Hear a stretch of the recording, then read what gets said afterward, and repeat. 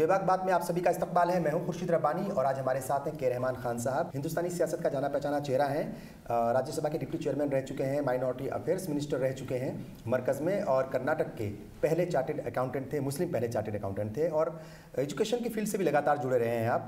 سر استقبال ہے. ملک میں اس وقت سیاست چل رہی ہے, اس کو دیکھ کر کے کیسا آپ کو لگتا ہے؟ اگر ہم خاص طور سے بات کریں بی جے پی ورسز کانگریس ان دنوں ہم دیکھ رہے ہیں, اور پی چدمبرم کے بیٹے کارتی چدمبرم کو گرفتار کر لیا گیا اسی ہفتے, آپ نے دیکھا ہوگا, اور اس کو لے کر کے بھی سیاست تیز ہو گئی. کانگریس کہہ رہی ہے کہ نیرو مودی کو بھگا دیا, اس کو پکڑ نہیں پائے, آسان جو ٹارگیٹ تھا وہ تھا کارتی چدمبرم, اس لیے اس کو ٹارگیٹ کر لیا, اس کو پکڑ لیا. دیکھیے, آج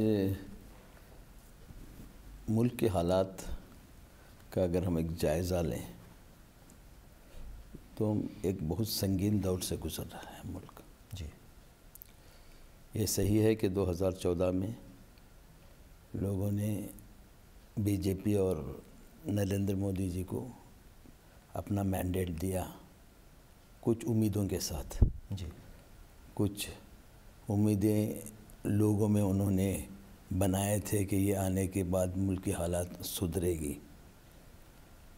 مگر افسوس کی بات یہ ہے کہ آج ملک 4 سال کے این ڈی اے کی حکومت میں جو وعدے کیے گئے تھے وہ پورے نہیں ہوئے ہیں.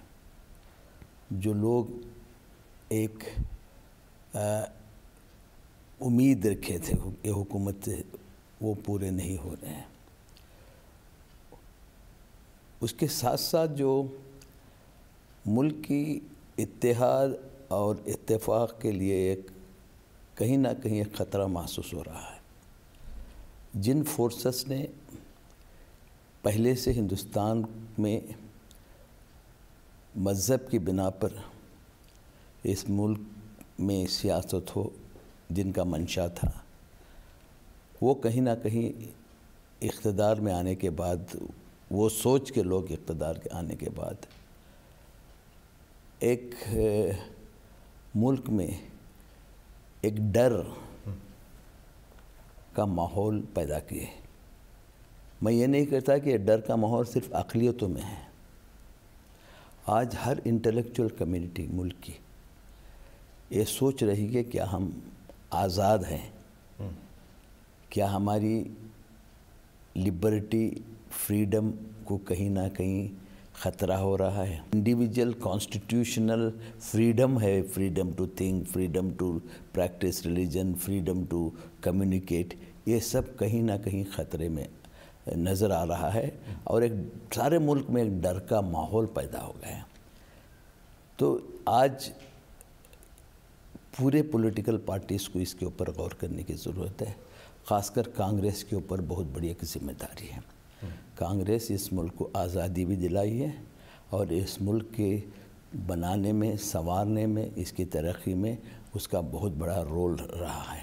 آج ایک ایسی سرکار آئی ہے جو 70 سال جو بھی ترقی ہے اس کو اس طرح سے کہنا نا کہ 70 سال میں کوئی ترقی ہی نہیں ہوئی, اور ایک وزیر اعظم اس طرح کے باتیں کرنا ایک سارے ملک کے لوگوں کے اور ان کے جو قربانیاں ہیں اس ملک کو بنانے, ان کے لیے ایک شرمندگی محسوس کریں گے. بالکل ٹھیک ہے. یہ جو سیاست چل رہی ہے, ہم دیکھ رہے ہیں کہ پی چدمبرم کے بیٹے کارتی چدمبرم کو گرفتار کیا گیا, اور کانگریس نے کہا کہ بھائی آپ نے تو نیرو مودی کو بھاگنے دیا, وجے مالیا کو بھاگنے دیا, لیکن ان کو اچانک گرفتار کر لیا. تو یہ کس طرح کی سیاست آپ دیکھتے ہیں؟ یہ بدلے کی سیاست ہے کیا؟ یہ بالکل بدلے کی سیاست ہے, کیونکہ کارتی چدمبرم کورٹ کی منظوری کے بعد وہ فارن گئے تھے, اور وہ واپس آئے. اب آتے ہی فوراً ایئرپورٹ میں ان کو حراست میں لینا, یہ کیا معنی رکھتے ہیں؟ وہ واپس آئے ہیں, وہ بھاگ نہیں جا رہے ہیں.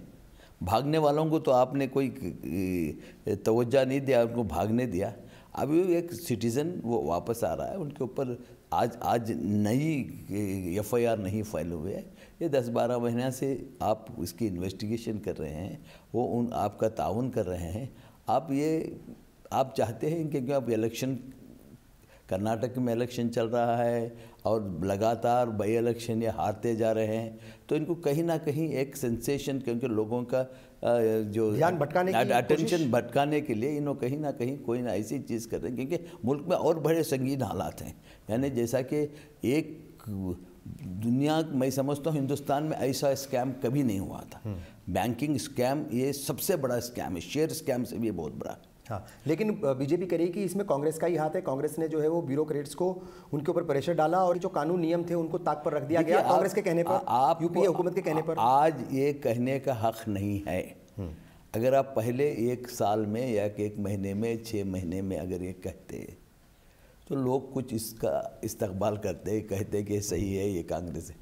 آپ 4 سال حکومت کرنے کے بعد، آپ کے پاس وسائل رہنے کے بعد آپ انکوائری کی نہیں کر سکتے. ہم یہ کہتے ہیں کہ اگر کانگریس ذمہ دار ہے تو کانگریس کو اس کی ذمہ داری اٹھانا پڑے گا.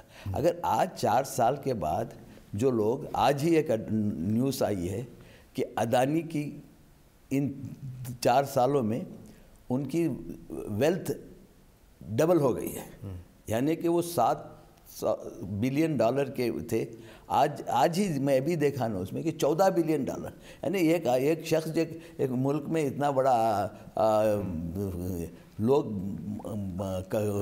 امپلائمنٹ کریٹ نہیں ہو رہا ہے. آپ کہہ رہے ہیں کہ کچھ خاص لوگوں کو ہی بڑھنے کا اور پھلنے پھولنے کا موقع لگ رہا ہے. آپ نے بینکوں کو استعمال کیا ہے ان لوگوں کو، ایک چند لوگوں کو، یعنی چند 10-12 انڈسٹریلسٹ کو آپ لون دیے ہیں. ہم یہ کہہ رہے ہیں کہ ان کی این پی اے 4 سال سے آپ نے کیا، این پی اے ہوا تو آج این پی اے ہونے کے بعد کیوں آپ نے ایکشن نہیں لیا؟ یہ جب وہ کہتے ہیں کہ یو پی اے کے رجیم میں این پی اے ہے تو اس کے بعد ان لوگوں کے اوپر آپ نے کیا کیا، ان کے اوپر کیا ایکشن لیا؟ اور ان کو ایڈوانس دیتے ہی جا رہے ہیں. آپ فارن کنٹری میں جا کے، آپ وہاں آسٹریلیا میں ایک انڈسٹری کو جا کے، بینک کے چیئرمین کو جا کے وہاں $1 بلین کا لون اناؤنس کرتے ہیں. یہ سب کیا ہے؟ کیا لوگ اندھے ہیں؟ آپ یہ سمجھتے ہیں کہ لوگ اندھے ہیں؟ ٹرپل طلاق کو لے کر کے بھی لگاتار بات ہو رہی ہے، اور ان دنوں ہم نے دیکھا کہ پورے ہی ملک بھر میں مسلم خواتین سڑکوں پر آ گئی ہیں اور وہ کہہ رہے ہیں کہ ہمیں ہماری شریعت کے مطابق چلنے دیا جائے، اس میں کوئی بھی قانون یا کوئی بھی حکومت اڈنگا نہ لگائے. اس کو کیسے دیکھ رہے ہیں آپ؟ دیکھیے، یہ ٹرپل طلاق این ڈی اے اس کو ایک ملک میں مسلمانوں کے خلاف ایک شڈینتر بنا کر اسلام کو بدنام کرنے کی کوشش ان کی ہے. ٹرپل طلاق یہ سبھی کو معلوم ہے اور اسلام میں کوئی اس کو صحیح قرار نہیں دیا ہے، کبھی بھی اس کو صحیح قرار نہیں دیا. ایک روایت ہے، وہ ایک ہر قوم میں ایک روایت آتی ہے، اس کو ختم کرنا. اس میں اتفاقی تو کوئی کسی کا یہ منصوب یہ نہیں ہے کہ ٹرپل طلاق سے اچھی بات ہے. ایک وقت ٹرپل طلاق دینے، انسٹنٹ ٹرپل طلاق، انسٹنٹ جس کو ہم انسٹنٹ طلاق کہتے ہیں، وہ صحیح بھی نہیں ہے. اور ہم ہر ایک انٹلیکچوئل، ہر سوچنے والا سوچتا ہے کہ صحیح نہیں، اسلام کے خلاف ہے اور حرام بھی ہے. تو اب ایک روایت ہوئی ہے، اس کو نکالنا چاہیے. اس کے اوپر غور و خوض ہے. اب جب اس کے اوپر بحث ہو رہی تھی، سپریم کورٹ میں یہ معاملہ گیا. سپریم کورٹ نے اب فیصلہ دے دیا کہ ٹرپل طلاق انکانسٹیٹیوشنل، انلیگل ہے اور اسلام کے خلاف ہے.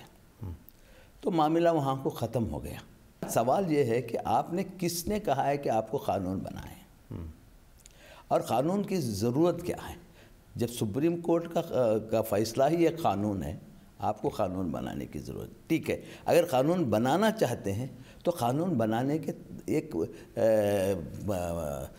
طریقے ہیں. قانون جب بنتا ہے تو پورے ملک میں سوچ سمجھ کے بننا ہے. آپ کس سے، اور اس کمیونٹی کے جو ان سے کوئی مشورہ نہیں لیا، ذمہ دار لوگ تھے، مذہبی رہنما تھے، ان سے مشورہ لینا چاہیے تھا. صرف مذہبی رہنما نے، آپ کو جب قانون بنتا ہے تو پورے cross section of the society سے اس کا اوپینین لینا پڑتا ہے. آپ نے جلد ہی کسی کی مشورے کے بغیر، ایون پولیٹیکل پارٹی کے مشورے کے بغیر اور کسی کی اطلاع کے بغیر بھی کہ ہم ایسا قانون لانے جا رہے ہیں، پبلک ڈومین میں یہ نہیں بتا کے چھوڑ کر آپ ایک دم پارلیمنٹ میں بل پیش کر دیتے ہیں. آپ کی میجارٹی کا سہارا لے کر آپ اس کو پاس کرا لیتے ہیں لوک سبھا میں. تو مطلب کیا ہے اس کا؟ اور اس سے مسلمانوں کو یہ تو مسلم عورتوں کو یہ نجات نہیں دلا رہے ہیں، ان کو اور زیادہ مشکل میں ڈال رہے ہیں۔ لیکن سر آپ کو نہیں لگتا کہ اگر 1986 میں راجیو گاندھی کی حکومت یا اس وقت جو مذہبی رہنما تھے یا مسلم کمیونٹی کے رہنما تھے یا جو ذمہ دار لوگ تھے، اگر وہ صحیح طریقے سے چیزوں کو دیکھتے اور صحیح طریقے سے اچھے فیصلے اس وقت لیتے، جو بھی برائیاں ہیں سماج کے اندر ان کو ختم کرنے کے لیے، انہیں دور کرنے کے لیے کچھ اقدامات اٹھاتے، تو آج انہیں یہ دن دیکھنا نہیں پڑتا؟ دیکھیے یہ حکومت کا کام نہیں ہے۔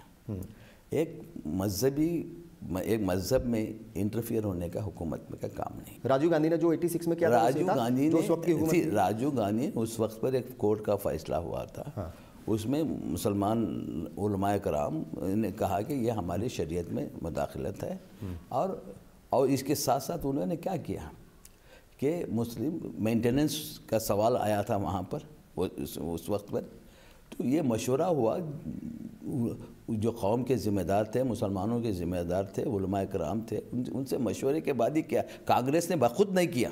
پھر فرق کیا رہ گیا؟ اگر راجیو گاندھی مسلم رہنماؤں کے پریشر میں آ کر کے ایسا کرتے ہیں، اور اگر مودی حکومت، سپریم کورٹ کا فیصلہ اس وقت بھی آیا تھا، ابھی بھی سپریم کورٹ کا فیصلہ آیا کہ ٹرپل طلاق، انسٹنٹ ٹرپل طلاق وہ غیر قانونی ہے، اور اب سپریم کورٹ کے فیصلے کے بعد اگر مودی حکومت کوئی ایسا فیصلہ کرتی ہے یا پھر کوئی بل لے کر کے آتی ہے، تو پھر اس میں برائی کی بات کیا ہے؟ نہیں، اس وقت پر جو راجیو گاندھی کی حکومت نے فیصلہ لیا وہ مسلم خواتین کے حق میں لیا، کیونکہ ان کو مینٹیننس دینا پڑے گا۔ سوال وہاں یہ پیدا ہوا کہ مینٹیننس کون دے گا؟ وہ جو شریعت کے قانون ہے یا دوسرا ان کا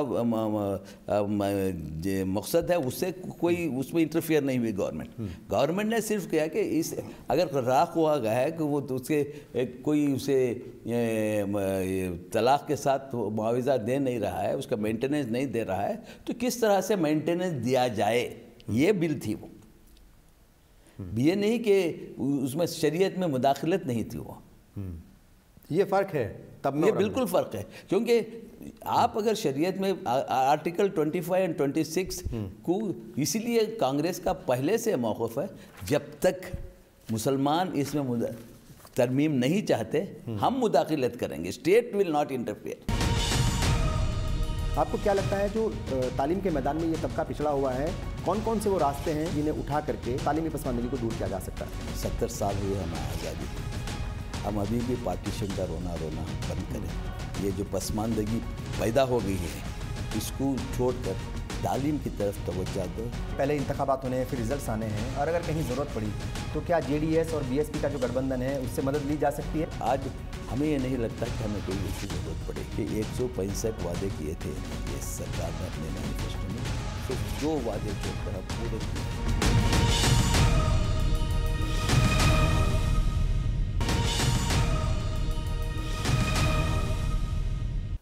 یہ بتائیے صاحب، ہم دیکھتے ہیں کہ گو رکشا کے نام پر، کئی بار لو جہاد کے نام پر، کئی بار دوسرے ایشوز کو لے کر کے موب لنچنگ ہوتی ہے، اور یہ گھٹنائیں 2-4 مہینے میں رہ کر کے ہوتی رہتی ہیں، ان میں کمی نہیں آ رہی ہے۔ کئی بار جو ہے ایسا لگتا ہے کہ اب سب کچھ ٹھیک ہے، لیکن پھر کاس گنج ہو جاتا ہے، پھر کہیں اور سے کوئی خبر آ جاتی ہے کہ فلاں جگہ جو ہے ایک بچے کو مار دیا۔ ابھی جے پور میں ایک لو جہاد کے نام پر جو ہے ایک چھوٹا بچہ تھا، کم عمر کا بچہ تھا، اس کو جو ہے موت کے گھاٹ اتار دیا، موب لنچنگ ہوئی اور اس کو مار دیا گیا۔ یہ جو گھٹنائیں ہو رہی ہیں یہ بہت ہی شرمناک بھی ہیں اور بہت خوفناک بھی ہوتی ہیں، اور فکر کی بات ہے۔ یہ کیسے روکا جا سکتا ہے؟ کوئی فارمولا نظر آتا ہے کہ بھائی حکومت کو یہ مشورہ دیا جائے کہ آپ یہ اقدامات اٹھائیے تاکہ یہ گھٹنائیں آگے نہ ہوں؟ دیکھیے یہ گھٹنائیں فوراً رک سکتی ہیں، اس کو روکنا بڑی مشکل کی بات نہیں ہے۔ اگر ہمارے پرائم منسٹر اس میں دلچسپی لیں، اس میں سنسیریٹی سے کہیں، آج تک انہوں نے اس کو صرف دبے لفظوں میں کنڈم کیا ہے، نہ کہ اوپن آ کے ایسے لوگوں کے ساتھ سخت کارروائی کی جائے گی اگر پرائم منسٹر سے ایک بھی الفاظ ایسا ڈائریکشن گیا، ایسی ایک انڈیکیشن گیا کہ ہم برداشت نہیں کریں گے۔ آج تک پرائم منسٹر سے اس کو سختی سے، جس طرح سے ٹیررزم ہے، جس طرح کمیونلزم بھی اتنا ہی خطرناک ہے، اگر پرائم منسٹر ہم دوسرے سماجی برائیوں کو جس طرح سے ہم دیکھتے ہیں، इसको भी एक समाजी बुराई देखकर अगर हमारे प्राइम मिनिस्टर इरादा कर लें कि आज मैं इसको ख़त्म करके रहूँगा, तो किसी की हिम्मत नहीं रहेगी ये संघ परिवार की इसको उठाने की। मगर संघ परिवार के ये लट्ठू बने हुए हैं। कई बार ओवैसी के बयान आ जाते हैं, कई बार आज़म खान के बयान आ जाते हैं, और अभी जो हैदराबाद में पर्सनल लॉ बोर्ड की मीटिंग हुई थी, कहते हैं लोग ऐसा कि ओवैसी ने जो है उसको अपनी पॉलिटिक्स के लिए, अपनी सियासत के लिए इस्तेमाल किया और उसे पूरा कैप्चर कर लिया। इन लोगों का जो रोल है ये हेट फैलाने में या जो है नफ़रत फैलाने में, आप देखते हैं कि इन लोगों का भी रोल है, ये भी कम जिम्मेदार नहीं है। जब इनके जो है बयान आते हैं तो रिवर्स में फिर दूसरे लोग बयान देते हैं, उससे माहौल और ख़राब होता है। मैं आपसे इत्तेफाक करता हूँ कि अगर कोई एक ऐसा बयान देते हैं जैसे कि हम कंडम करते हैं, अगर कोई आरएसएस हो या संघ परिवार के लोग इस तरह के बयान दें तो हमें उसे कंडम करते हैं। अगर कोई मुसलमान लीडरान भी इस तरह के बयान दें तो ये भी, इसको भी कंडम करना चाहिए, सख्ती से कंडम करना चाहिए। इससे कोई मुसलमानों का भला नहीं होगा, मुसलमानों का नुकसान होगा, क्योंकि हमें एक मिली जुली कल्चर में ज़िंदगी गुजारना है। हम इस तरह के धमकियाँ या इस तरह के बयानात से हमको रुकना चाहिए, नहीं करना चाहिए। और जहाँ तक मुस्लिम पर्सनल लॉ बोर्ड का सवाल है जो हैदराबाद के, मुझे भी अफसोस है कि मुस्लिम पर्सनल लॉ बोर्ड को एहतियात बरतना था। ऐसे जब डिसीजंस लेते हैं, कोई, मैं ये नहीं कहता कि वो इस्तेमाल कर रहे हैं या नहीं कर रहे हैं कि किस वास्ते के, लेकिन पर्सनल लॉ बोर्ड को एहतियात बरतनी चाहिए। ये पर्सनल लॉ को सोचना चाहिए कि इस तरह के मैसेज जाएगा या गलत मैसेज जाएगा, इस तरह से पर्सनल लॉ बोर्ड के एक इमेज को धक्का पहुंचेगा। माइनॉरिटी तबका जो है, ख़ासतौर से मुस्लिम तबके की अगर हम बात करें, एजुकेशन के मैदान में आहिस्ता आहिस्ता आगे बढ़ रहा है, इसमें कहीं कोई शक नहीं है, और साउथ में बहुत बड़ा काम हुआ है, पर नॉर्थ में अभी और काम होने की ज़रूरत है। आपको क्या लगता है जो तालीम के मैदान में ये तबका पिछड़ा हुआ है, कौन कौन से वो रास्ते हैं, कौन कौन से वो इक़दाम हैं जिन्हें उठा करके इनके पिछड़ेपन को या इनकी पसमानदगी को, तालीमी पसमानदगी को दूर किया जा सकता है? देखिए, अगर हिंदुस्तान में मुसलमान अपनी पसमानदगी को दूर करना चाहते हैं जी, और हिंदुस्तान में अपना मुकाम बनाना चाहते हैं, तो एक ही रास्ता है, वो तालीम। तालीम ही इंसान को ताकतवर बनाती है, दौलत ताकतवर नहीं बनाती। और आपकी जो भी क्या कहते हैं कि ताकत, किस कौन सी भी ताकत हो, आपको ताकतवर नहीं बनाए तालीम। तो मुस्लिम उम्मा को इसके ऊपर गौर करना चाहिए। 70 साल हुए हमें आज़ादी लेके, हम अभी भी पार्टीशन का रोना बंद करें, और ये बंद करें कि हम पसमानदा हैं, हमारा कोई पूछने वाला नहीं है। ये जो पसमानदगी पैदा हो गई है, इसको छोड़कर तालीम की तरफ तवज्जो दो। ऐसे हालात, जो भी हंगामी हालात होते हैं, उसको नज़रअंदाज करना चाहिए। बिल्कुल, हम देखते हैं साहब, कश्मीर में लगातार जो है वो पाकिस्तान डिस्टर्बेंस पैदा किए हुए है, और इसमें कहीं कोई शक नहीं है कि पाकिस्तान का बड़ा रोल है उसको डिस्टर्ब करने में। क्या लगता है, क्या रास्ते हो सकते हैं? हुकूमत को क्या सलाह देना चाहेंगे कि भाई ये इकदाम उठा लीजिए? चूँकि कांग्रेस की तरफ से लगातार ये बयान आता है कि यूपीए हुकूमत के दौरान जो हमारे जवान हैं उनकी शहादत भी कम होती थी, नुकसान भी कम होता था, और आम लोग जो हैं वो भी ज़्यादा परेशान नहीं होते थे। अब ज़्यादा हो रहा है ये। मुझे लगता है कि आज की गवर्नमेंट संजीदगी से काम नहीं ले रही है, वो संजीदा भी नहीं है कश्मीर के हालात को सुधारने के लिए। कश्मीर का मसला आज का नया मसला नहीं है जी, ये मुज़ाकरात से ही हल किया जा सकता है, और दूसरा कोई रास्ता नहीं। जो भड़के हैं उनको उनके साथ नेगोशिएशन करना पड़ता है, डायलॉग करना पड़ता है। इन्होंने वो पूरे रास्ते बंद कर दिए कश्मीर में, और डायलॉग जब तक नहीं होता, एक मसला हमारे सामने है, वो बंदूक और गोली से मसला हल नहीं हो सकता। वहाँ के लोगों का दिल जीतना पड़ेगा, वहाँ के लोगों से बात करनी पड़ेगी। बिल्कुल, उनसे बात करना पड़ेगा, उनको समझना पड़ेगा। और नौजवान जो भटक गया है क्या करेगा जब उसका रोज़गार नहीं है, कोई पूछने वाला नहीं है, तो नौजवान भटक गया है। उसके लिए हमको डायलॉग का प्रोसेस ही एक ही वाहिद प्रोसेस है जिससे हम इसका मसला हल कर सकते हैं। कर्नाटक से आपका ताल्लुक़ है, और कर्नाटक में असेंबली इंतखाबात होने हैं, जल्द डेट्स का ऐलान हो जाएगा, और अभी आप लोगों की हुकूमत है, यानी कांग्रेस की वहाँ पर हुकूमत है, तो क्या सरकार को बचा पाएंगे इस बार, जो है कंटिन्यू कर पाएंगे? इंशाअल्लाह हम हमारी सरकार को बचा लेंगे भी, और उसके हमारे ज़्यादा मेंबर्स भी इलेक्ट होके आएंगे। आज की जो हमारी सरकार है, सिद्धरामैया साहब की सरकार, एक बहुत अच्छी सरकार है, लोगों की सरकार है, और उन्होंने जो वादे किए हैं हमारे मैनिफेस्टो हर वक्त ये होता है कि मैनिफेस्टो में कुछ वादे किए जा सकते हैं और वो पूरे नहीं करते। आज ये कि मुझे लगता है कि मेरी पूरी सियासी ज़िंदगी में कि 165 वादे किए थे ये सरकार ने अपने मैनिफेस्टो में, तो आज बड़े हिम्मत से कहें कि हम 163 सिर्फ 2 वादे छोड़कर हम पूरे किए हैं और चैलेंज किए हैं कि कोई कह दे कि हम वादे नहीं पूरे किए। तो लोगों में एक एतमाद है आज।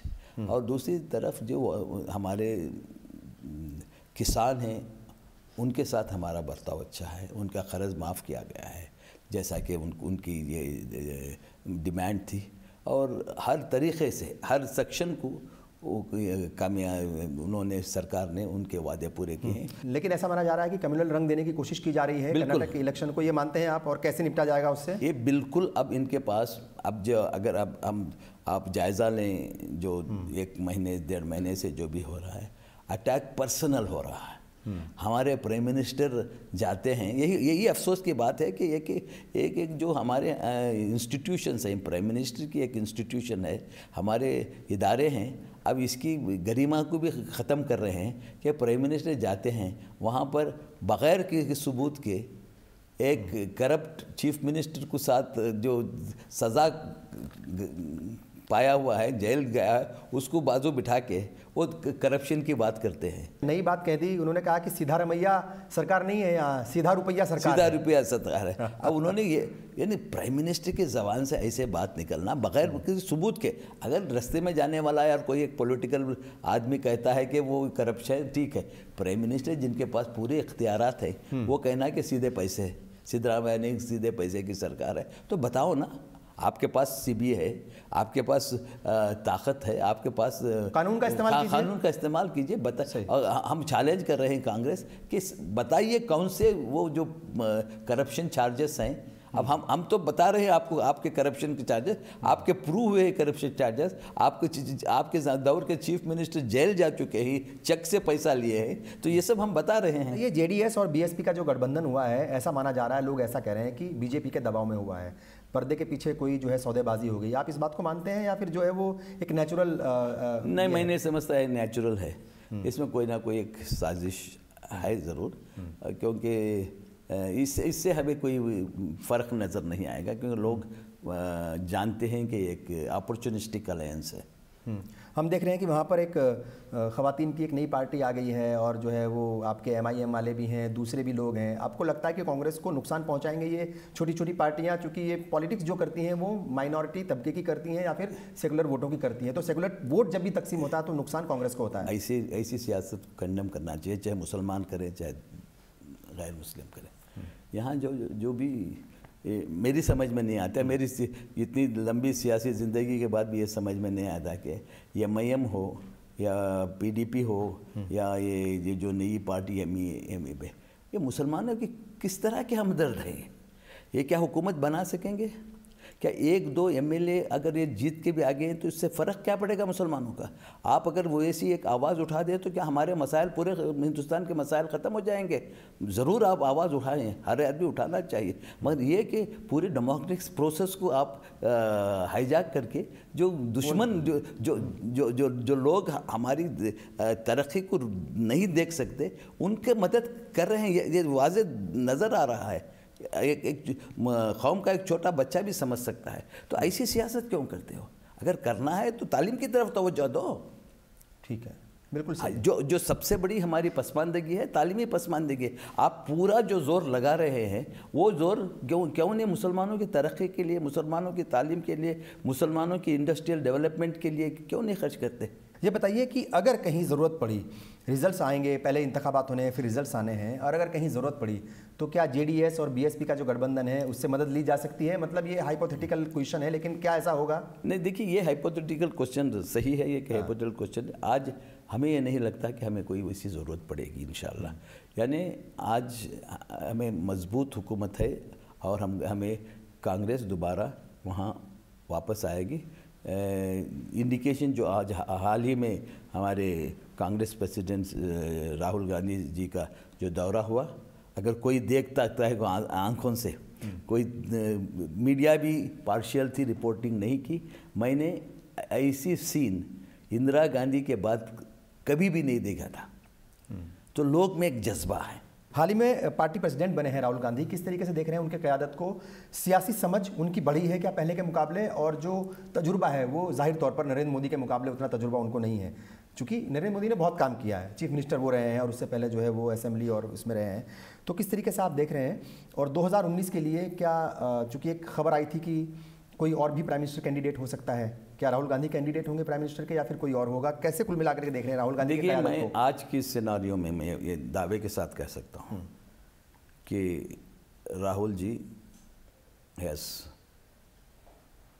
टक्कर के लीडर बन गए हैं और वो टक्कर लेने के काबिल हैं। नरेंद्र मोदी की जितनी भी एक्सपीरियंस हो, नरेंद्र मोदी डबल टॉक करते हैं, ये डबल टॉक नहीं करते, ये सिंसियरिटी ऑनेस्ट हैं, लोग समझ रहे हैं। एक साल में जो बदलाव आया है यही इंडिकेशन है कि लोग इनके ऊपर उम्मीद रखे हैं कि आइंदा हमारी ये हिंदुस्तान की बागडोर संभालेंगे। जज्बा आया है, एक जोश आया है और एक स्ट्रगल करने की हिम्मत पैदा हुई है कांग्रेस के वर्कर्स में।